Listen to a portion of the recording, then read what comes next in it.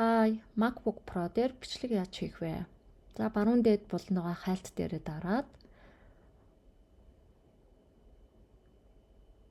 за ийм цонх гарч ирэхээр нь QuickTime Player гэж хайгаад сонгоно.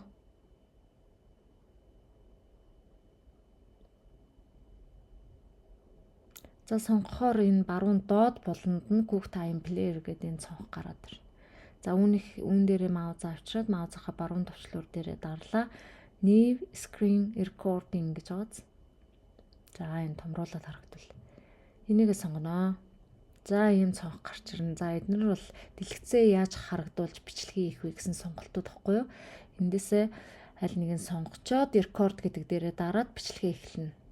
За тэгээ бичлэгээ хийж дуусаад баруун дээд буланд байгаа энэ дээрээ дараад бичлэг маань дуусаад автоматар дэлгэцэн дээрээ хадгалагдана гэсэн үг. За тэгээд бичлэгээ хийчээд CapCut дээрээ бичлэгээ оруулаад